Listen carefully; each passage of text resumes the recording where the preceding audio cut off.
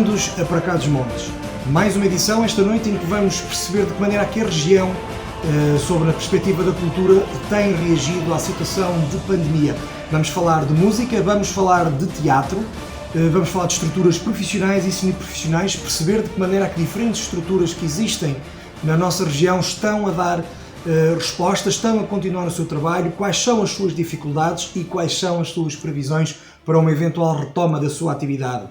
Vamos ter connosco Nuxa Martins, ela que é Presidente da Direção do Teatraço e também atriz desta companhia de teatro de Taboaço. Além do trabalho artístico, por estes dias eles estão com um trabalho solidário ao produzir máscaras para os habitantes do município de Taboaço. Vamos ter Fábio Timor, que é um responsável pela Urze Teatro, é uma companhia profissional de teatro que trabalha a partir de Vila Real. Vamos com ele também conhecer quais são as dificuldades do setor, não só aqui na região, mas um pouco também por todo o país e de que maneira que o teatro pode ser alterado pela pandemia. E finalmente teremos António Leite, ele que é responsável pela Banda Filarmónica de São Mamede Ribatua, é pura e simplesmente a banda mais antiga do país, com mais de 250 anos de existência, já passou por muito, inclusivamente por outras pandemias, e vamos perceber de que forma é que esta banda se tem organizado, a sua escola de música, os seus músicos, e de que forma têm trabalhado também nestes períodos difíceis em que a proximidade não é permitida. Estas são as nossas propostas para hoje: cultura, música, teatro, e vamos começar precisamente por Taboaço. O Teatraço é uma das principais companhias de teatro da região, não é profissional, é uma companhia de teatro composta por voluntários, de amadores, mas que também teve a sua atividade impactada. Temos agora connosco Nuxa Martins, além de Presidente da Direção, é também atriz. Nuxa, o Teatraço tinha o regresso marcado para os palcos precisamente este mês, algo que até tivemos o privilégio de anunciar quando falamos em março e quando estivemos aí nas vossas instalações, precisamente aqui no Para Cá dos Montes. Como é que foi quando perceberam que, afinal, a estreia já não ia ser agora em maio? Olá, Luís, boa tarde. Obrigada, antes de mais, pelo convite para estar aqui contigo hoje. Sabes que sempre que haja disponibilidade da parte de Teatraço, podes contar, obviamente, connosco. A gente recebeu esta notícia assim um bocadinho, primeiro com alguma leveza, até porque nós não contávamos com esta gravidade da situação. E pensamos sempre que, ok, naquela primeira fase, tipo, isto deve-se controlar até maio, não é? O certo é que não aconteceu, nós estávamos a fazer ensaios precisamente para estrear na Mostra de Teatro do Douro a nossa nova peça. E pronto, e depois ficou assim tudo um bocadinho em águas de bacalhau. O certo é que depois nós não pensamos, ok, nós não vamos apresentar a peça, mas podemos continuar com os ensaios. E depois também nos deparamos com estas limitações, ok, mas há de ter 12 pessoas dentro de uma sala de ensaio, afinal também não vai muito de acordo com as normas da DGS. Depois pensamos em fazer os ensaios precisamente por videoconferências, por Zoom e não sei o quê, mas também vimos que a coisa não resultava porque aquele contacto físico ali, presencial, que nós necessitamos para ensaiar também não... Então cortamos aqui todas as nossas tentativas de continuar com a atividade do Teatraço.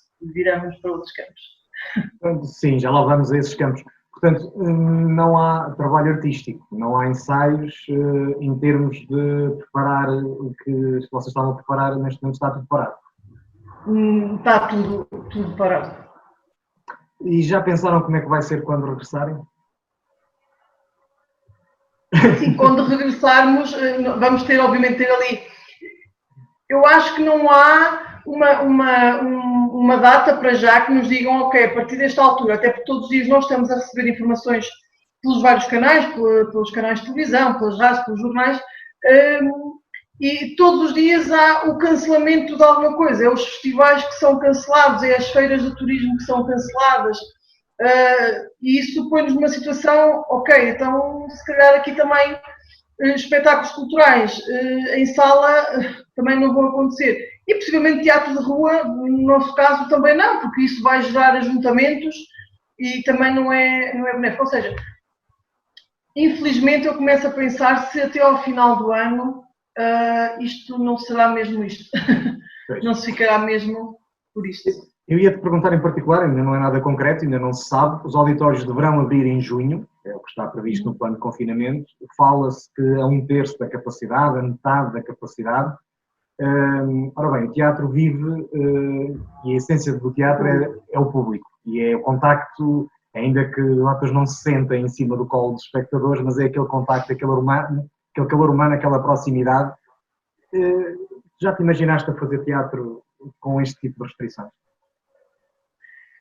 É assim, quando se faz teatro, e o nosso encenador, o Beto, ensinou-nos sempre isto, a nossa postura em cima do palco tem que ser a mesma, quer a gente tenha uma casa cheia, quer a gente tenha uma fila completa, meia fila ou um. Agora, a energia do ator que está em palco com uma casa cheia é, evidentemente, diferente de quando tem uma fila, não é? A importância que nós damos ao público que temos é a mesma. A energia depois que nos chega e que a gente consegue desenvolver em palco é que muda. E sim, eu particularmente, eu gosto ali de uma casa cheia, eu gosto ali daquela energia toda, eu e todas as pessoas que estão obviamente comigo no grupo de teatro. E, por mais que a gente queira iniciar a atividade o mais rápido possível, obviamente que a gente pensa assim, se calhar mais vale esperar. Até porque tu conheces os auditórios todos que temos aqui na região e a grande parte deles, com restrições deste género, vão implicar públicos de 50, 40, 60 pessoas, não é? É assim, aliás, os palcos que nós frequentamos, que nós estamos habituados a ir por todo o país, não são muito diferentes dos palcos que nós temos na região. Aliás, os auditórios são basicamente iguais, em termos de capacidade. Por isso, o problema que se põe aqui na nossa região põe-se em todo o país. E eu volto a dizer, se calhar é melhor esperar. Até porque, e vamos ver isto mais a nível local. Eu imagino-me agora organizar a apresentação de um espetáculo, vamos supor, aqui em Taboaço, e como é que a gente faz? Fazemos 3, 4 espetáculos para conseguir que vá toda a gente, e depois ficamos também naquela situação, porque essas coisas acontecem a nível local, em que toda a gente conhece toda a gente, quer dizer, ok, entram os primeiros 50, os outros vêm depois. Tudo isto são questões que têm que se pôr, porque elas existem. Se calhar numa grande cidade onde o contato com as pessoas não é tão grande, é mais fácil numa grande cidade as pessoas dizem assim, ok, entram os primeiros 50. Ninguém conhece ninguém. Agora, nós aqui que conhecemos toda a gente, ficamos numa situação muito complicada de dizer às pessoas, olha, não, hoje só vão entrar estes, o nosso auditório tem à base de 158 lugares. E não acredito que fôssemos pôr isto para metade da capacidade. Não acredito, porque se nós tivermos que cumprir os 2 metros de afastamento, acredito que em cada fila, se ficarem 3 pessoas, serão muito. Não é? É uma situação muito complicada, por isso é que eu digo, se calhar, mais vale esperar.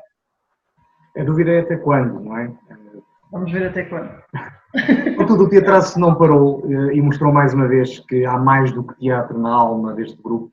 Deitou mãos à obra, produziu 1500 máscaras para o Concelho de Taboaço e juntou-se a um esforço que está a ser coletivo no município. Como é que foi essa experiência? Olha, isto foi um projeto do município de Taboaço, a que se deu o nome Por Trás da Máscara, porque efetivamente por trás da máscara estava muita gente. É um projeto que porque ainda está a decorrer e vai decorrer enquanto houver a necessidade dele. O município de Taboaço adquiriu tecidos, elásticos, linhas e máquinas de costura. Basicamente as máquinas de costura até foram recorrendo a particulares para produzir máscaras reutilizáveis para a população. E aqui numa tentativa de prevenção e de combate à pandemia. Ora bem, o Teatraço, como está sem a sua atividade principal, não é? Nós decidimos aliar-nos aqui ao município de Taboaço e propusemos a fazer também máscaras para este projeto por trás da máscara. Antes de mais, porque enquanto associação acreditamos nisto. Primeiro, a população do Concelho de Taboaço sempre esteve ao lado do teatro, sempre nos apoiou na nossa atividade principal, ou seja, em todos os espetáculos que nós fazemos, a população de Taboaço é o nosso primeiro apoiante, é o nosso primeiro patrocinador, como eu gosto de chamar. Ora bem, mal feito fora que nós agora, nesta situação, também não nos puséssemos ao lado da população. Em segundo lugar, a Câmara Municipal de Taboaço é a entidade que também nos apoia a nós. E como dizemos por aqui, nós temos uma sede atualmente graças ao município de Taboaço. Nós precisamos de produzir um espetáculo e isso envolve a criação de um cenário, de figurinos e tudo que tu sabes que envolve a produção da peça de teatro.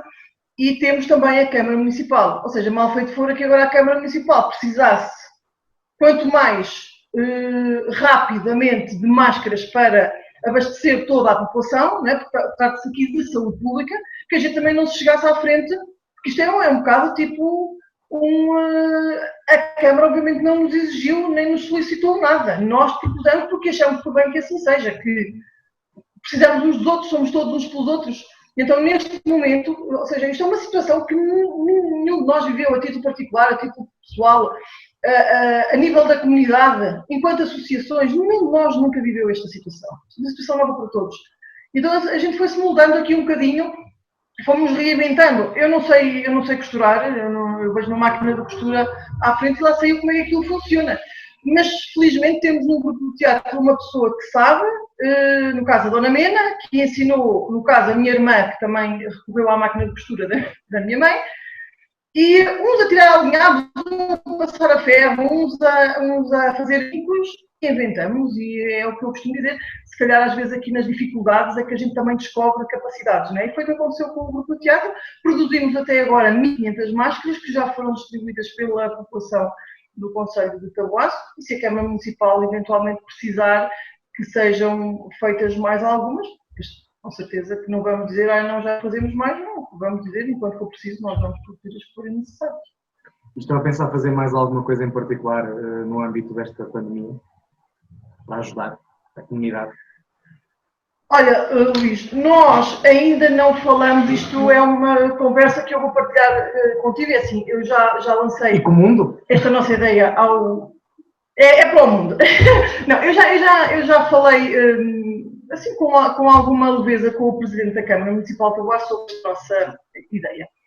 E vem precisamente neste seguimento de nós estamos com as nossas atividades paradas. E numa noite destas, precisamente quando estávamos lá a produzir máscaras, porque o grupo de teatro é assim, continuamos cada um a ter a sua atividade, não é? E nós juntamos-nos lá à noite para fazer as máscaras. E pronto, às vezes no meio também opa, desculpem a franqueza, às vezes no meio de tantas estupidez que a gente vai utilizando para passar o tempo, também vão surgindo algumas ideias do que a gente deve fazer para o futuro, como é que a gente vai reagir. E então surgiu em conversa isto, lembramos, precisamente dos lares, que eles, os utentes dos lares, estão basicamente há 2 meses sem receber as visitas dos seus familiares, precisamente no âmbito da prevenção contra o novo coronavírus. E nós começamos a pensar, tipo, opa, e se nós nos juntássemos e fôssemos promover alguma animação junto daqueles idosos nos sábados ou nos domingos à tarde. A ideia é precisamente esta, nós entramos em contato com a direção destes lares, destes centros de dia, e com as devidas precauções e cumprindo as normas de segurança propostas pela DGS, nós fazemos essas animações. Nós na altura até falamos, tipo, opa, nem que os idosos fiquem às janelas, às varandas do centro de dia dos lares, e nós no exterior fazermos algum tipo de animação, nem para que ali num bocadinho o dia deles seja diferente e passe um bocadinho mais rápido e também se crie, porque para nós este assunto da pandemia já é grave, mas às vezes também começa a pensar como é que será na cabeça das pessoas de mais idade, que se calhar, não digo que não sejam tão informadas, mas que que pensam nas coisas de uma forma diferente e que se calhar a informação até lhes chega de forma diferente. E se calhar trazer aqui alguma leveza nesta época de pandemia àquelas pessoas que estão nos lares e que também, de alguma forma, sempre apoiaram o grupo de teatro. Mas tu representas também um tipo de instituições... Conforme isto for... E depois vamos ver, pronto, conforme isto for avançando, vamos nos moldando e vamos... A ideia é que o grupo de teatro seja útil à sociedade, sempre de alguma forma, ou seja a produzir máscara, sendo a fazer a animação dentro do que é possível fazer neste momento. Estava a dizer que tu representas também um tipo de instituições que, para já, pelo menos no que me é dado a entender, se têm mantido mais ou menos em silêncio. Estamos a falar das associações culturais que existem na nossa região. A maior parte delas são de base voluntária e até podem aguentar algum tempo sem atividade. Contudo, há instituições que têm contas para pagar, há donativos que não estão a ser recolhidos, há cotas que não se podem cobrar. Vamos ter provavelmente uma crise à nossa frente e já sabemos que o parente pobre é sempre o mesmo. Tu tens sentido, junto, em particular, os dirigentes das associações no teu concelho, alguma apreensão relativamente aos tempos que temos? Ou ainda não te apercebeste que haja assim, uma grande preocupação e que estamos todos assim um bocadinho ainda à espera do que é que vai acontecer? Olha, dizer assim, eu para ser franca não tenho tido assim, conversas com nenhum dos outros dirigentes associativos. Mas deduzo que a preocupação seja generalizável, ou seja, porque seja dentro, suponho eu, das associações culturais, seja dentro das associações desportivas, ou seja, isto está parado em todos os níveis. E eu falo, por exemplo, assim, a título de exemplo, há eventos nos quais, por exemplo, os grupos de folclore participam sempre, que foram cancelados ou tutelados por alguma forma, uns serão adiados, uns serão cancelados, e cuja atividade dessas associações também está suspensa, não é? Vejo, por exemplo, mais naquelas associações desportivas, como, por exemplo, os clubes de todo terreno, que também organizam os encontros deles todos os anos, que estejam também numa situação de que não podem realizar esses eventos. Obviamente, não contarão com algum apoio a nível monetário que possa estar aí envolvido, precisamente porque a fazerem esses eventos vão criar aquilo que é a maior preocupação atualmente da DGS, que é precisamente os ajuntamentos, não é? Ou seja, estamos todos no mesmo barco nesta situação. Um grupo de teatro por outras razões, um grupo de folclore por outras razões, os grupos desportivos por outras, ou seja, está tudo suspenso. E isso, sim, quem depende de apoios financeiros para esse tipo de coletividades deve estar numa situação muito complicada, como é óbvio. Achas que a maneira como nós conhecemos as nossas associações, ou a maneira como elas trabalham, mais em concreto, pode vir a mudar depois deste período de pandemia? Não sei, eu acho que o que pode vir a mudar é nós, mas se calhar isto também é tipo pessoal, é nós começarmos a pensar que de um dia para o outro as coisas mudam, não é? E que nada é certo, e que hoje nós podemos dizer que as coisas estão normais e amanhã nós estamos numa situação que afinal se calhar nem tudo é certo, nem tudo pode ser agendado com data e hora, como nós estamos habituados até agora, estávamos habituados até agora, não é? Porque tudo muda, esta situação mostrou-nos isso, nada é certo, não é? Nada deve ser tomado como certo, por isso vamos nos adaptando e vamos nos moldando às situações, e é o que eu digo, e falo isso em relação à minha associação que eu dirijo, que é, vamos nos moldando, e mesmo assim, dentro do que é possível, vamos nos tornando úteis dentro das comunidades às quais nós pertencemos. Neste momento, para mim, e para a Associação do Teatraço, isto é o mais importante, é nós conseguirmos tornar-nos úteis dentro do que é possível fazer. Isso está com certeza a acontecer no Teatraço. Deixa-me fazer uma última questão, que eu acho que já fui percebendo ao longo da nossa conversa. Qual é a tua opinião? 2020 pode mesmo ser um ano em que não se volte a pisar as tábuas dos palcos, ou não? Sim, infelizmente sim. Eu acredito, e com muita pena, porque se há coisa que eu gosto de fazer e se há coisa que o teatraço gosta efetivamente de fazer, como qualquer grupo de teatro, como qualquer rancho folclórico, como qualquer banda de música, como qualquer pessoa que goste efetivamente de estar em cima de um palco, seja ela qual for a atividade. E isto é uma coisa que custa muito. Tu começares um ano, como nós começamos, com um texto novo, que estava a correr lindamente, ou seja, que nós tínhamos avanços fantásticos. Nós começamos a pegar um texto novo no início de fevereiro e íamos estrear precisamente em maio. E isto envolve o quê? Decorar um texto, ter marcações, pôr uma peça em palco com cenário, com figurino, com tudo, e nós estávamos a planear isso há 3 meses, precisamente para estrearmos na Mostra de Teatro do Douro. E de um momento para o outro nós temos o quê? Não temos nada. Temos saudades do palco. Pronto. Basicamente agora o que a gente se limita a ter é saudades de estar em palco. Lucia, olha, muito obrigado pelo teu testemunho, por este bocadinho. Deixa também que te agradeça, não que eu seja de Taboaço, mas acho que o bem que se faça em qualquer ponto da nossa região é de certeza um bem para toda a região, hein? Por mais localizado que seja a atividade que esteja a ser desenvolvida. Obrigado por isso, obrigado também por continuarem ativos e olha, encontramos-nos num palco um dia destes.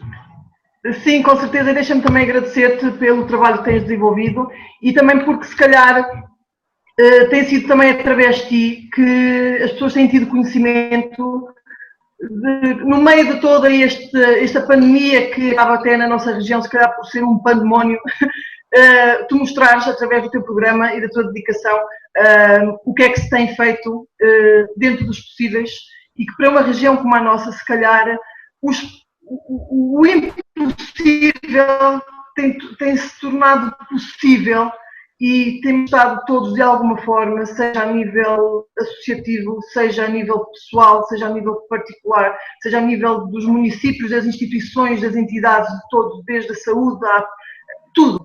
Temos-nos moldado aqui de alguma forma para que as coisas corram efetivamente da melhor forma possível e obrigada a ti por teres estado a divulgar e continuares a divulgar o que se tem feito aqui na nossa região. Bem-aja. Obrigado, Nuxa, e deixa-me já agora também que partilhe o teu sentimento, porque de facto a região tem sido notável, muito graças aos seus autarcas também que têm, às associações e todas as instituições. Muito obrigado.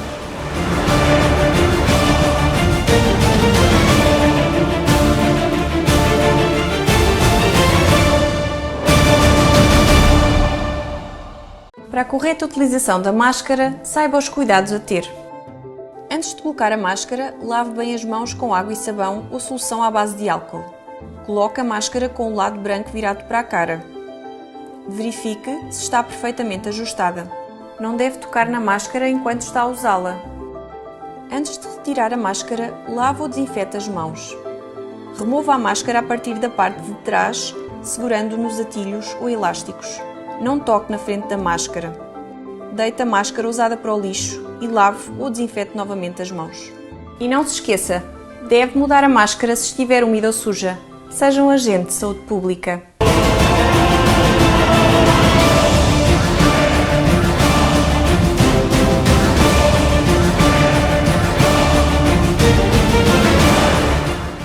Fundada em 2000 pelo encenador Fábio Timor e pela atriz Glória de Sousa, a URSS é uma companhia que tem atuado a partir da nossa região em diversos planos e também por todo o país.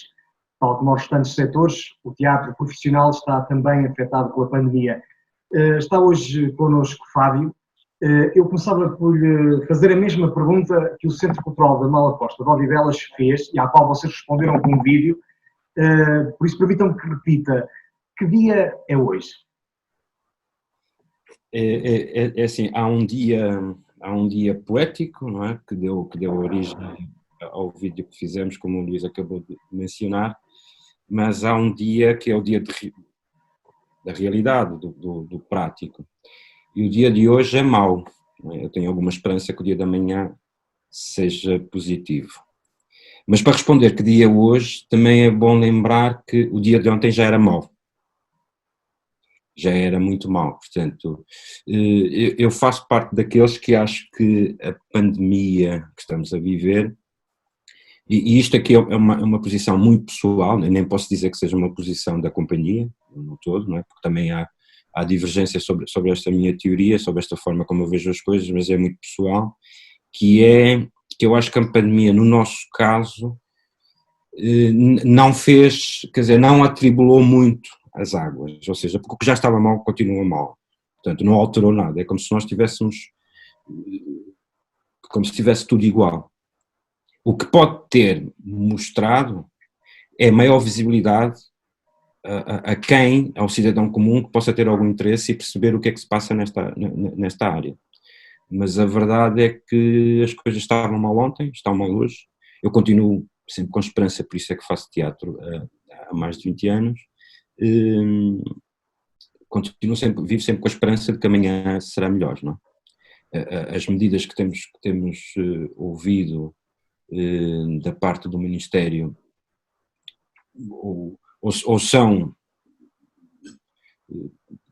são insignificantes, para não dizer outra coisa, ou simplesmente não existem. Não é? Mas também, de um modo geral, em termos políticos, eu acho que o nosso setor, o setor das artes e da cultura de uma forma geral, sempre viveu assim, sempre viveu acantonado, sempre viveu atribulado, atormentado, melhor dizendo. Eu não consigo perceber, em várias fases da minha vida fui tentando encontrar algumas respostas, na minha vida profissional também, hoje continuo com as mesmas incertezas, não tenho respostas do qual o motivo, porque de facto nós todos sentimos falta da cultura, nós todos temos essa necessidade, e é de facto isto o que nos identifica enquanto seres humanos e até uma grande marca do que é a Europa e do que é a civilização. Portanto, é de facto a cultura, não é nenhum outro setor, sem estar a despromover nenhum outro setor, mas de facto aquilo que nos identifica e que nos torna, de alguma maneira, um exemplo para a humanidade tem sido de facto a cultura. Portanto, não se percebe porque é que no nosso país ela é tão maltratada. Não é? Em concreto, Fábio, a URSS tinha certamente um ano planeado. Sim. Eu perguntava-lhe o que é que vai acontecer ao trabalho que tinham planeado para 2020. É assim, sem falar de situações concretas, como é óbvio, porque há algumas delas que não chegaram ainda a nascer, não é? Portanto ainda tenho esperança que elas surjam, é grave, esse aspecto é muito grave em várias dimensões. Primeiro porque nós, URSS Teatro, padecemos do facto de estarmos em Vila Real, do facto de estarmos no interior. Portanto, o país está dividido, não é assumido pelos grandes líderes do país, mas nós todos sabemos, quem vive no território português percebe que de facto há dois países. Há o país do litoral e há o país do interior. E as diferenças são enormíssimas, enormíssimas. Ou seja, eu sinto que o interior vive um bocado da boa vontade e da caridade do litoral. E na nossa área acontece igual, é terrível, nós somos sempre passados para segundo plano e é-nos sempre exigido muito mais do que a normalidade, porque a normalidade está no litoral. E como é óbvio, é sempre muito difícil, muito complicado ser muito mais que a normalidade, não é? E assertivo. Portanto, isto tem sido um problema para quem produz, para quem vive das artes no interior, da cultura. Nós, muito recentemente, tínhamos tido apoio do Ministério da Cultura, portanto, para um período de 2 anos, mas de repente ficámos sem esse apoio, apesar de haver um júri que analisa um processo de concursal, portanto, que não vale a pena aqui estar a explicar muito, portanto, a informação toda, para quem tiver curiosidade, está no site oficial da DG Artes. Portanto, nós fomos postos de lado, apesar do júri independente considerar que a nossa candidatura era uma candidatura de grande qualidade e que merecia um apoio bastante reforçado, e até porque foi dito que o esforço que foi sentido dos 2 outros anos em que tinha havido o investimento, havia resultados significativos, ou seja, a companhia tinha conseguido dar um salto maior e com o projeto que tinha apresentado parecia que ainda pretendia dar outro salto. Portanto, fomos excluídos desse apoio, ficamos sem esse apoio e nessa altura rapidamente decidimos virar-nos para outro sítio, não é? Para tentar arranjar outras soluções e de facto estávamos com projetos em mão bastante significativos, bastante mesmo, e de repente está tudo parado. E de repente não sabemos como é que vai ser o dia de amanhã, não é? Apesar de eu ter sempre esperança que ele será bom, desta vez, não sei. Ou seja, vocês já não pensam em 2020, já estão a pensar, se calhar, no próximo ano e nos seguintes. Eu ainda há bocado acabava uma reunião com uma associação representativa do setor das companhias de teatro, a Plateia, e mesmo com os meus colegas, que maioritariamente são do Porto, fiquei desiludido com os meus colegas, e digo publicamente, porque também lhes disse, porque estamos a discutir o que não se devia estar a discutir. Não é? Nós devíamos estar a discutir o nosso futuro e devíamos também, de alguma maneira, enquanto setor, aproveitar este momento para percebermos se isto pode ser 1.0 ou se isto é uma tentativa de continuidade da precariedade e assumi-la perante o poder político. Nós temos uma Ministra da Cultura que nós precisamos de exigir dela posições concretas, mesmo que ela dentro do Conselho de Ministros não consiga valer o seu ponto de vista, nós precisamos de uma Ministra da Cultura, porque senão eu com muita dificuldade tenho que dizer que outros perguntavam se nós de facto precisávamos de um Ministério da Cultura. Eu neste momento começo a acreditar que provavelmente não precisamos mesmo, porque nós precisávamos ter um Ministério e uma Ministra com força, com determinação, com um plano para o setor e de facto tornar-nos europeus de uma vez por todas, porque nós com muita inveja, ainda bem que eu estou a fazer aspas para quem estivesse a ouvir, muita inveja vemos alguns países do norte da Europa, de facto, com medidas muito robustas, muito musculadas e muito preocupados com o setor da cultura.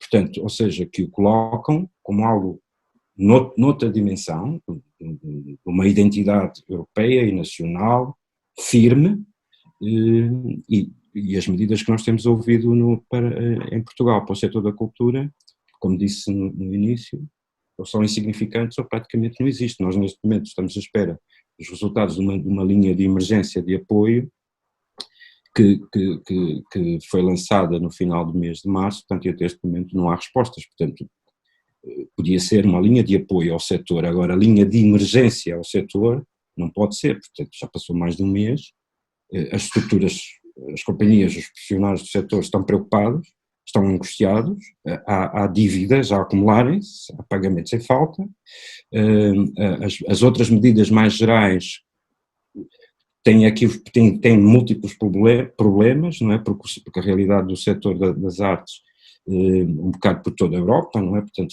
somos estruturas sem fins lucrativos e não estamos bem enquadrados naquilo que são as empresas, daquilo que é uma oficina de automóveis, daquilo que é o cabeleireiro, daquilo que é o dono de um restaurante. Portanto, não é bem a mesma coisa, é diferente e daí haver um enquadramento legal para fazer a distinção de entidades sem fins lucrativos e entidades ditas normais. Portanto, era preciso medidas específicas para este não para o setor cultural em específico, não é isto que eu estou a defender, mas medidas para quem contribui, não é? Portanto, a URSS tem contribuído para a segurança social, para as finanças, para o país, portanto, tem a sua situação regularizada perante todas as entidades, mas dificilmente vai conseguir manter essa situação. E até só, não estando, mas é óbvio que esta oportunidade há muito para dizer, até porque há aqui outro problema, ou seja, o nosso setor dificilmente poderá voltar a uma espécie de normalidade. Eu diria que antes de um ano não será possível haver normalidade. Portanto, abrir um teatro com espaçamento entre cadeiras levanta várias questões. uma primeira, mais filosófica e mais profunda, que é o próprio ato cultural, o próprio objeto artístico. O que é que nós estamos a falar? Estamos a enganar? Não é? Quer dizer, eu não posso dizer às pessoas para ver a Mona Lisa a partir de um computador. Não é a mesma coisa. Não é? Portanto, eu não posso pedir às pessoas para tirar a emoção de estar com um colega ao lado na cadeira e comentar o espetáculo. Portanto, eu não posso, quer dizer, eu estou a desconstruir tudo. Portanto, as medidas do Ministério da Cultura têm que ser bem pensadas, têm de facto que se ouvir o setor, apesar de se dizer que se ouve, não se tem ouvido o setor. E eu acho que isto era uma oportunidade, sabendo nós todos que estamos todos com o mesmo problema, portanto isto, quer dizer, eu sou um cidadão responsável e sei que é difícil tomar decisões nesta altura, não é? Imagino que seja muito complicado tomar as decisões certas, mas é verdade que é muito mais fácil tomar decisões certas se eu ouvir aqueles que estão no terreno, se eu ouvir as pessoas e se eu tentar perceber e se calhar dizer, olha, temos aqui uma oportunidade de começar isto tudo do zero. Não é? Porque quando eu dizia há bocado que estou um bocado desiludido com alguns dos meus colegas, é neste sentido, ou seja, nós não podemos desperdiçar esta oportunidade, salvo seja, de querermos continuar com a precariedade do setor e do acantonamento.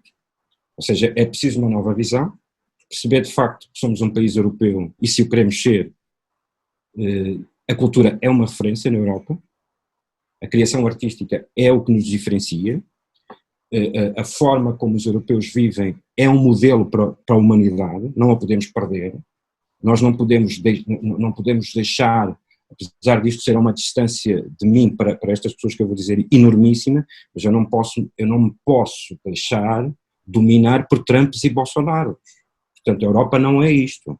Eu não posso ter Andrés Venturas a falar as barbaridades que falam. Portanto, a Europa é outra coisa que foi construída depois de uma guerra terrível e não foi há muito tempo, foi há 75 anos, quer dizer, é a idade do meu pai, portanto, não foi há muito tempo. Portanto, há que perceber com o que é que nós estamos a brincar. Não é? Claro, eu disse há pouco que as medidas têm que ser bem pensadas. A questão que eu coloco é que nós já vivemos já estamos assim desde meio de março. Não acha que essas medidas, eventuais ideias que pudesse haver para o setor, não deveriam nesta fase já estar em fase de execução? Eu acredito, e perguntava-lhe isso, e obviamente se me puder responder, desse contacto que tem tido com as outras companhias, o litoral e o interior é que isto não é igual, ou seja, há companhias a passar com enormes dificuldades, e certamente profissionais que também estão a passar enormes dificuldades com isto tudo. Portanto, e aqui o interior e o litoral, infelizmente, para o que é mal, somos capazes de estar iguais. Eu perguntava, já não é tarde? É que já estamos há mês e meio e pelo que me diz, estamos há mês e meio, quase 2 meses, sem um farol. Sim. Eu quase que podia resumir a resposta só com sim, porque a Luísa acabou por dizer quase tudo. É óbvio que é grave, não é? É gravíssimo. Eu também, apesar das críticas que faço, também sou capaz de corroborar com a ideia de que entendo perfeitamente que não haja medidas específicas para cada setor. Entendo, em termos políticos. Mas a questão não se ajustam ao setor cultural. A verdade é que nós não podemos fazer igual aquilo que é diferente. Este é que é o problema. Ou seja, se nós até ontem, daí eu ter dito que ontem isto já era mau, se nós até ontem sabíamos que havia diferenças, das duas uma, ou aproveitamos este momento para começar do zero e tornar isto igual, ou se isto é diferente de facto, é preciso medidas adequadas, não é? Ou seja, nós somos uma entidade sem fins lucrativos. E isto para que os ouvintes e as pessoas que possam estar a ver o vídeo percebam que o que eu quero dizer com isto são coisas muito práticas. Eu, quando faço o meu plano de orçamento, faço o plano de orçamento para a obra específica. Eu nunca planeio para ter mais dinheiro no fim. É sempre para pagar aquele produto específico. Ou seja, preciso de recursos humanos, preciso daquele dinheiro para pagar aquele ator, aquele técnico, aquele produtor, aquela coisa, o que for necessário. E preciso de dinheiro para o cenário, para o guarda-roupa, para isto, para aquilo. Preciso de dinheiro para a carrinha, para alugar carrinha, para pagar isto, para pagar aquilo. Eu faço o planeamento para essa obra. Por isso é que eu sou uma entidade sem fins lucrativos. Eu, quando chego ao fim do mês, a minha boa gestão me diz que eu tenho que ter saldo zero. A minha boa gestão, enquanto entidade sem fins lucrativos, eu tenho que chegar ao final do mês e ter zero. Por isso é que eu tenho um estatuto diferente. Portanto, não se pode exigir as entidades, as associações e as cooperativas, entidades sem fins lucrativos, que consigam sobreviver com as medidas que estão a serem anunciadas. Porque é esperado que entidades tenham fins lucrativos, tenham capitais próprios, que tenham contas bancárias com saldos, que consigam ter o capital próprio sempre visível.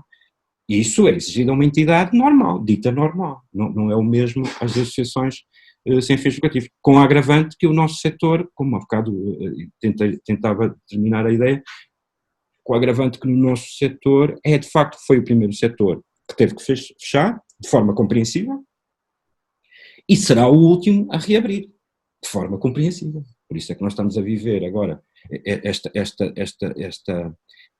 esta confusão toda em que se abrimos estádios de futebol, se não abrimos, se abrimos teatros, se não abrimos, ou seja, estamos aqui de repente todos baralhados, não é? Eu tenho uma opinião muito pessoal, portanto foi o primeiro a ter que fechar e ouvindo os cientistas tem que ser o último a ser aberto.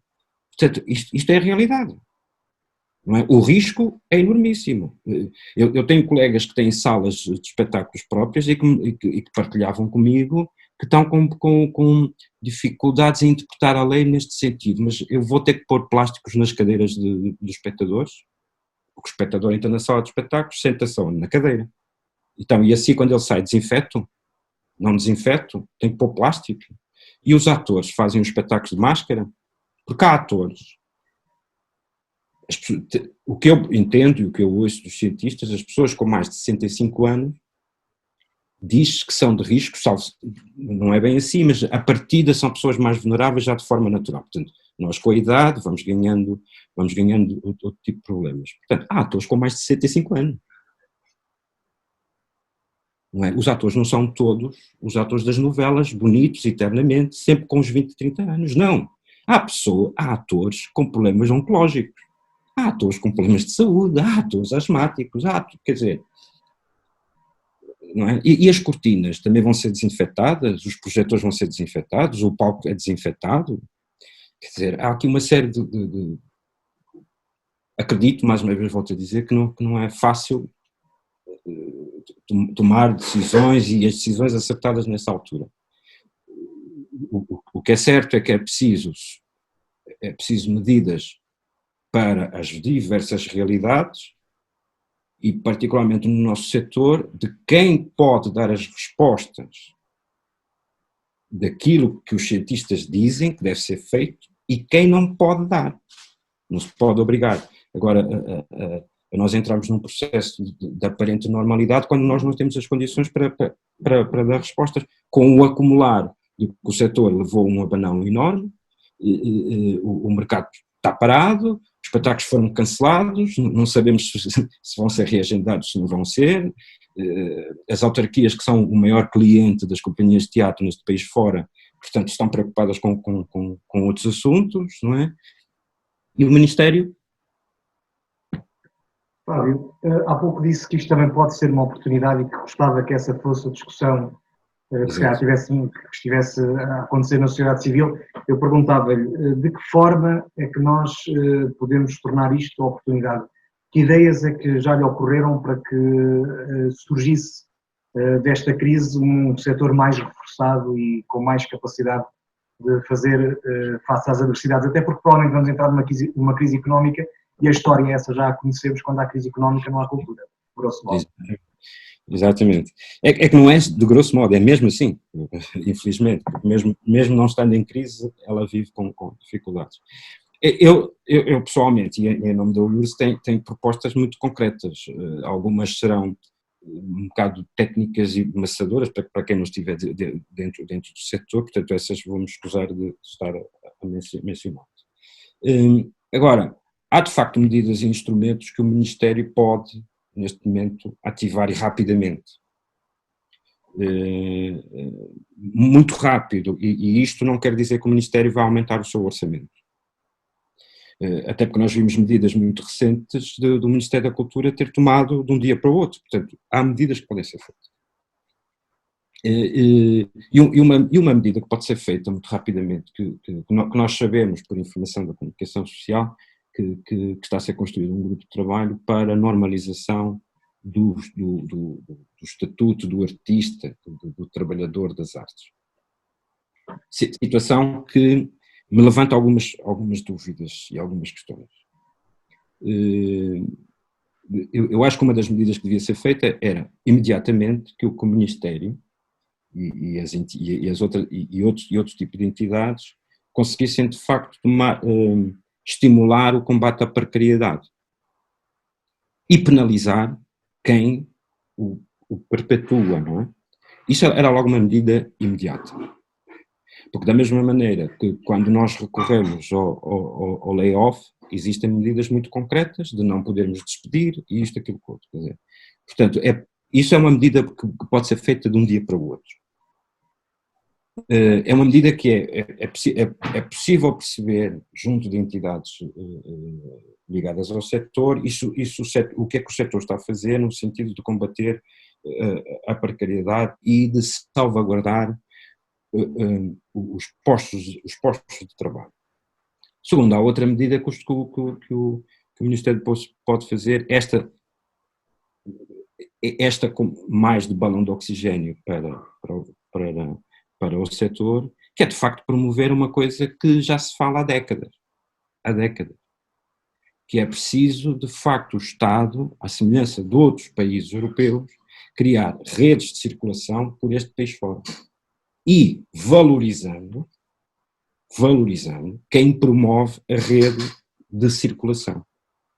Ou seja, e nessa rede de circulação muita coisa pode ser, muitas entidades podem participar, desde o próprio Ministério, as autarquias locais, entidades privadas, outras entidades públicas, muita gente pode contribuir para essa rede, porque existe uma coisa chamada Fundo de Fomento Cultural, portanto é possível criar uma rede, um fundo de circulação nacional, porque isto não é novo, quer dizer, em vários países europeus isto funciona, não é? E nós, enquanto criadores e produtores, sobretudo como produtores, colocamos as nossas obras à disposição nessa rede e essa rede usa os nossos espetáculos pelo país fora, não é? Portanto, isso é uma medida também que devia estar a ser pensada e que, acompanhada da ideia de se pretender começar a abrir os espaços, apesar da ressalva que eu fiz há bocado, como fazer, não é? Portanto, eu acho que ainda é cedo, é a minha opinião muito pessoal, portanto, não colide com aquilo que eu estou a acabar de dizer, porque o fundo pode, nesta fase de emergência, garantir estruturas que combatem a precariedade, devidamente legalizadas, devidamente respeitando as normas da segurança social, das finanças e por aí fora, beneficiarem deste fundo com um contrato com o Ministério e com essas entidades que, a médio e longo prazo, teremos que cumprir aquilo que foi contratualizado nesta altura. Não é? Portanto, eu, a título de exemplo, e aproveito esta oportunidade para agradecer à Fundação Gulbenkian, portanto, nós temos mais um mês de existência por causa da Fundação Gulbenkian.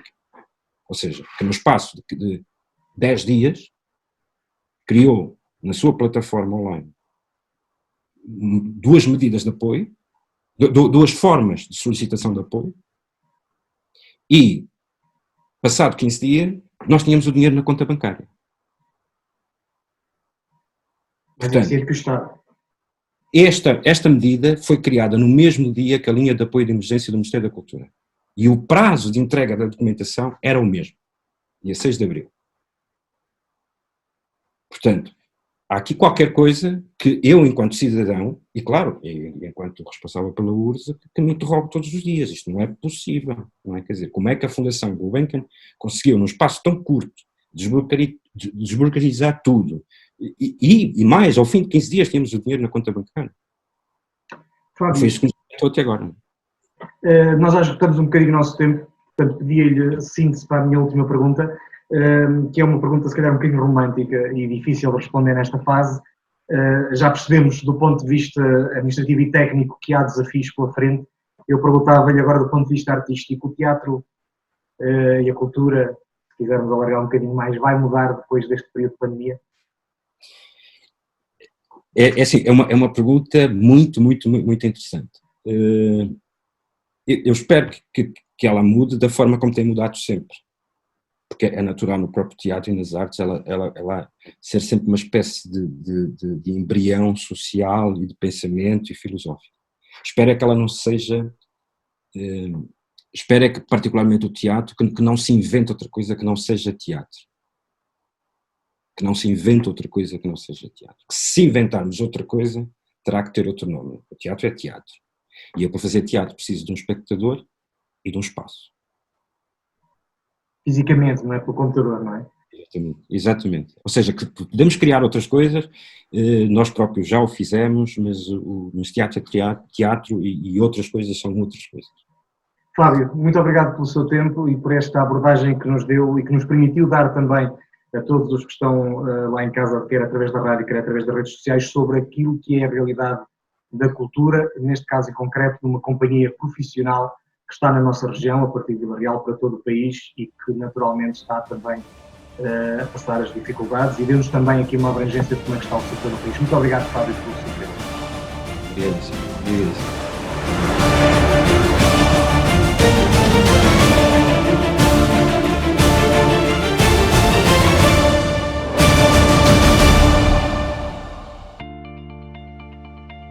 Dada a atual pandemia de Covid-19, foram recomendadas medidas de distanciamento social para evitar a transmissão da doença. A saber, evite lugares movimentados. Idealmente, mantenha a distância de 2 metros em espaços fechados. Não organize jantares com amigos, fora ou dentro de casa, ou outros contactos desnecessários.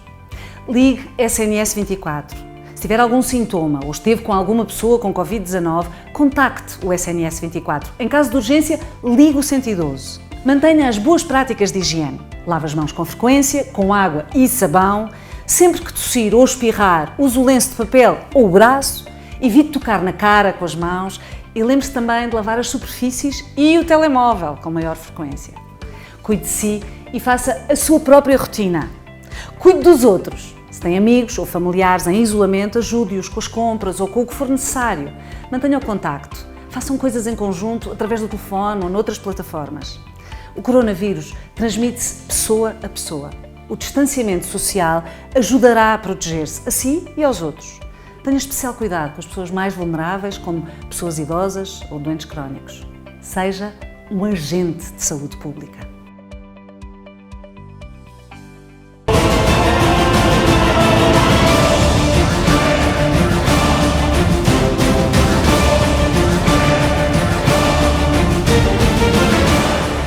Tenho agora comigo António Leite, ele que é o responsável pela banda mais antiga do país, a Banda Filarmónica de São Mamede de Ribatua. São mais de 250 anos de atividade no nosso país, a partir da aldeia de São Mamede de Ribatua, no concelho de Aljó. Eu perguntava-lhe, Sr. António, como é que a mais antiga banda de música deste país está a lidar com os períodos estranhos que estamos a viver? Não tem sido fácil.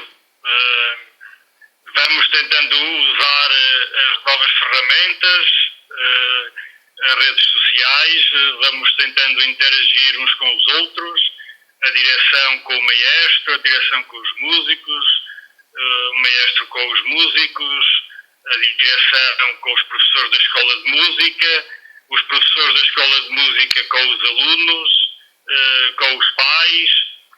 Vamos tentando adaptar estes novos dias, ainda curtos para perceber tudo o que se passa. Ainda é difícil, estamos a adaptar, ainda é difícil contornar algumas dificuldades. Vamos fazendo dia a dia, esperando e sempre com a esperança que alguma normalidade se vá retomando. Não sabemos ao certo o que nos espera, é muito ainda cedo para sabermos o que se irá passar. Uma coisa parece-nos certa, embora com algum grau de incerteza, que é que a normalidade antes Covid-19 nunca mais será a realidade que se irá passar, é o que se projeta. Já tivemos contactos com algumas romarias que adiaram para 2021 esses serviços que tínhamos. Iremos aguardar, temos algumas indicações, já recebi alguma documentação, alguma informação de que serviços religiosos este ano está ainda muito difícil de saber se irão realizar grande parte deles.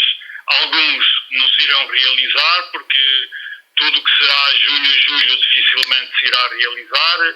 Agosto, setembro há ainda muitas incertezas.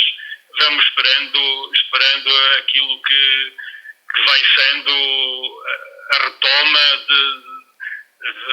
passou-se do estado de emergência para o estado de calamidade. A realidade está a ser um bocadinho alterada, está a ser retomada alguma atividade e vamos aguardar para ver o que é que da nossa parte é possível fazer. Temos feito alguma dinâmica de vídeos para tentar que haja o máximo de coesão entre todos e estamos a projetar outros vídeos para pelo menos através das redes sociais consigamos cooperar entre todos e também com o público que, por grande pena nossa, não estamos a interagir com eles como era o normal fazer da nossa parte. Nós, a questão desses vídeos, nós escolhemos dois. Escolhemos um que passou já no início do nosso programa, escolhemos outro que vai passar depois da nossa conversa. Mas deixe-me que lhe pergunte primeiro. Vocês têm procurado, portanto, estes vídeos resultam de um trabalho e dos ensaios e daquilo que têm procurado fazer pelas redes sociais. É fácil trabalhar dessa maneira? Como é que vocês conseguem? Porque a música exige coordenação, uma banda exige que toda a gente esteja ali no tempo certo. Como é que vocês conseguem fazer isso nas redes sociais? É assim, é claro que há aqui algo que nos guia, que é a partitura, que é a leitura musical, digamos que é universal e acaba por permitir um trabalho individual. É lógico que depois, com a interação do nosso maestro, vamos tentando corrigir o que é possível corrigir com a distância que a gente se encontra. E é lógico que vamos trabalhando nesse sentido e normalmente há até um pequeno grupo que faz um trabalho de base em que estabelece toda a dinâmica e toda a afinação, através depois do qual todos os restantes músicos fazem o seu trabalho para depois, com a ajuda de alguns elementos, nomeadamente o Rui Carvalho e também o Carlos Silva, que têm feito o trabalho informático de depois fazer os vídeos e depois os partilharem nas redes sociais. Sim, porque isso nós achamos muita piada aqueles vídeos com os mosaicos todos e com toda a gente, mas realmente fazer uma coisa dessas deve ser muito complicado, especialmente estando em cada local. Eu perguntava-lhe, pronto, além da banda, vocês também têm a escola de música, o Sr. António já falou nisso. Eu perguntava-lhe, em termos de escola de música, se vocês têm conseguido manter as aulas, como é que tem funcionado? Temos mantido as aulas, temos mantido alguma dinâmica, não tem sido, é um trabalho ainda mais específico, porque se trabalha com crianças, quase todas elas abaixo dos 10 anos, e isso torna o trabalho, e depois muitos miúdos, temos uma boa parte de miúdos que era o primeiro ano, e estamos com alguma expectativa, porque quando foi nas férias, na pausa de férias, ou melhor, no fecho do primeiro período do ano letivo. Fizemos nesta sala aqui uma atividade de interação, até interação também com a Associação Santo Mamede, que é a associação que trabalha com os nossos idosos da nossa população, e fizemos aqui até um trabalho de dinâmica entre todos, que ocorreu de forma muito boa, com muitos pais, praticamente os pais de todos os miúdos estiveram cá, e população diversa veio assistir, e em que se fez um trabalho em que as crianças senti que estavam super motivadas, e estamos a fazer um esforço grande, o máximo que a gente consegue, para tentar que essa motivação continue também no máximo das possibilidades que os tempos e as tecnologias permitem. Mas sabemos que nunca é a mesma situação, nem nunca obtemos o mesmo trabalho do que ser presencial. Nunca isto é como estarmos a falar de um sentimento, nunca por mais simpatia que a gente tenha um com o outro, nada substitui o verdadeiro abraço e o abraço físico. Tem receio que esses... Como também nenhumas aulas substitui a presença do professor. Tem receio que esses alunos mais novos que agora deram o primeiro contacto ou começaram este ano possam de alguma forma se desmotivar com este modelo? Eu penso que não. Eu tenho fé que não, porque os pais têm sido o elo dos elos mais fortes que a gente tem tido na escola de música, porque penso que há aqui pais que vêm até de distâncias consideráveis trazer os seus filhos ao fim de semana, nomeadamente ao sábado, e alguns vêm sábado de manhã e vêm sábado à tarde, e alguns até que já integram a banda sábado à noite, e nós nunca nos cansamos de agradecer aos pais todo esse esforço, e sentimos que também é um elo forte, porque não há motivação nos filhos se não houver motivação nos pais. Porque senão eu sinto que dificilmente aqui os pais não noto que criem desculpas por simples ou complexas que sejam para evitar trazer os seus filhos à escola de música. Sinto sim, uma enorme vontade de uma compensação do esforço, que notei perfeitamente quando foi esse tal o espetáculo que fizemos aqui no fim do primeiro período, com as audições dos miúdos e depois a interação no final. Senti perfeitamente toda a gratidão que toda essa envolvência que aquele ambiente representou para todos quantos se esforçam, quer os pais trazer os filhos, quer os professores a preparar as aulas, quer os meus colegas de direção e alguns que prepararam aqui mesas de som para a parte de áudio, preparar a sala, o nosso maestro e diretor da Escola de Música, com todo o seu esforço para também a ele, digamos, tal como na banda com a batuta, ele que rege os 50 músicos para se ouvir uma peça em uníssono. Aqui também se nota que nesses momentos o maestro tem tido a capacidade de ser a pessoa que cria a dinâmica e que mantém a dinâmica entre todos, para depois a qualidade no final ser a que nós pelo menos desejamos. Normalmente temos conseguido aquilo que desejamos. Felizmente temos conseguido. Falou há pouco, e falando agora um bocadinho mais da atividade da banda, dos concertos, das presenças que fazem, falou há pouco que já teve alguns contactos que estão pendentes, tem outros que já foram adiados. Deixe-me que lhe pergunte muito diretamente, acha que a banda ainda vai conseguir dar um concerto este verão? Eu tenho muita esperança que sim. Nem que a gente crie um ambiente de respeitar a distância entre todos. Esta questão musical é uma questão particular porque são quase todos instrumentos de sopro em que não podemos tocar de máscara, como é óbvio, e a questão do contágio, há sempre riscos. Mas se esta fase de confinamento correr como todos desejamos, não é? Gostava nem que fosse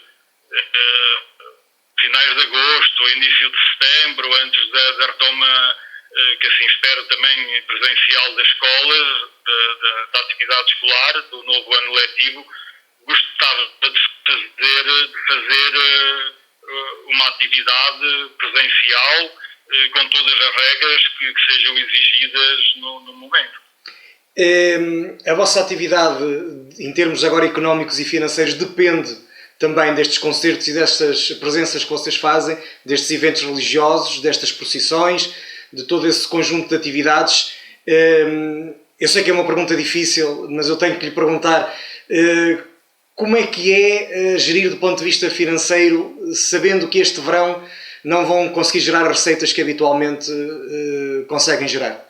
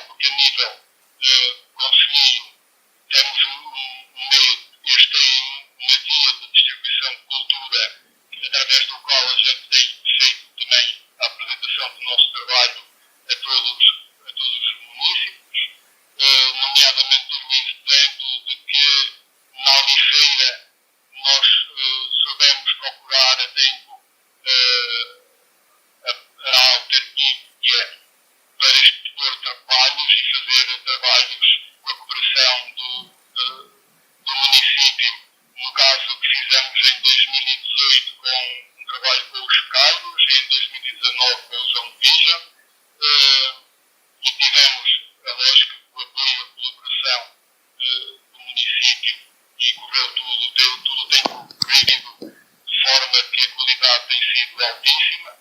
No primeiro ano foi muito bom, no segundo, em alguns aspectos, ainda melhorou. Por isso, a autarquia também, nomeadamente o município, tem sabido também compensar. É lógico que o que a gente recebe nunca é o suficiente. Aquilo que os outros, aquilo que nos dão, também acredito que quem o dá também nem sempre esteja satisfeito com a quantidade que dá. Nem sempre, também depois, a questão da distribuição é o mais justo, mas também a gente sabe conviver com isso tudo, também não somos gananciosos, somos sim ambiciosos e sabemos gerir toda essa atividade de forma a que nós permitamos, ano após ano, garantir que a qualidade, que a nossa dinâmica, a nossa interação, o nosso trabalho seja contínuo e pronto, fazer com que, em alguns aspectos e noutros, a gente altere e sempre com o pensamento de alterar o nosso trabalho de forma evolutiva e de que vá sempre ao encontro do agrado de maior número de pessoas. E não fossem vocês a banda mais antiga do país e já passaram, neste caso podemos dizer, vocês já passaram, não necessariamente as pessoas que estão lá hoje, mas já passaram por outras epidemias e por outras situações complicadas, certamente. Sr. António, muito obrigado pelo seu tempo. Enquanto habitante no Concelho de Aljó, só tenho que me congratular por ouvir as suas palavras e por perceber que a cultura aqui continua a funcionar e continua a funcionar muito bem. Agradeço também por nos ter deixado utilizar os vossos sons e os vossos vídeos no nosso programa. Muito obrigado e as maiores felicidades. Queria aproveitar também para vos agradecer por o trabalho que fazeis. Eu não conheço profundamente, mas do que eu conheço, sei que é um trabalho importante na interioridade do nosso país, na divulgação da cultura. Sei que tem um trabalho extraordinário no âmbito do teatro.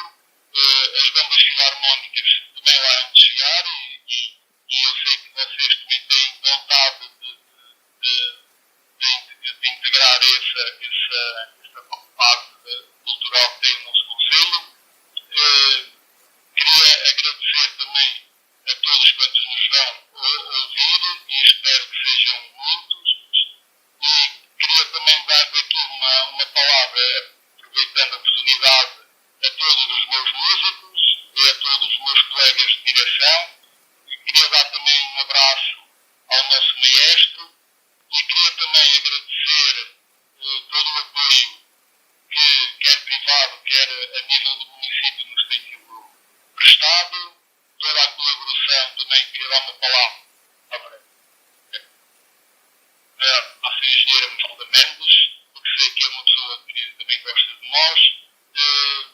E queremos fazer tudo o que estiver ao nosso alcance, depender de nós, para o mais breve possível possamos estar todos outra vez o mais junto possível, mas o som se bem à distância, por isso acho que não vai ser assim tão difícil a gente brevemente estar outra vez com alguma atividade e espero que voltar pelo menos com um pouco mais de dinâmica, de energia, de vontade, depois deste vírus que nos afetou e que nos tirou muito da alegria, muito da convivência e que era aquilo que também nos mantinha aqui fim de semana após fim de semana. Chegar aqui após uma semana de trabalho era sempre confortante estarmos outra vez todos juntos, a trabalhar e a conviver com alegria e com bastante felicidade, porque apesar das dificuldades nós conseguimos sempre chegar ao fim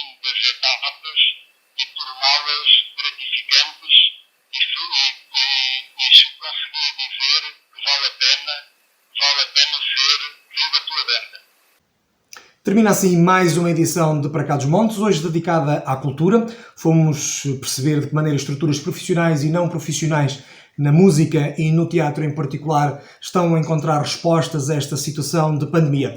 Para Cá dos Montes é uma coprodução da Universidade FM e da Associação Valdouro. Se perdeu a emissão, o vídeo está disponível nas redes sociais e nos principais serviços de podcast. Este programa conta com a edição de Daniel Pinto, a apresentação de Ana Gouveia e Luís Almeida.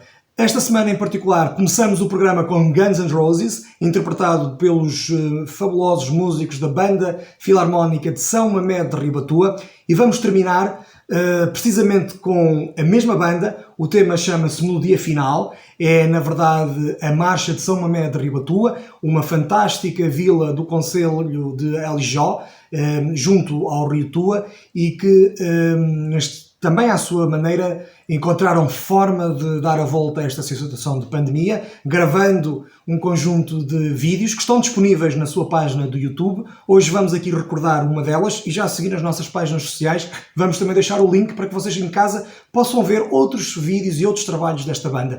A eles muito obrigado, a todos, o conselho mantém-se, por favor, se puder, fique em casa.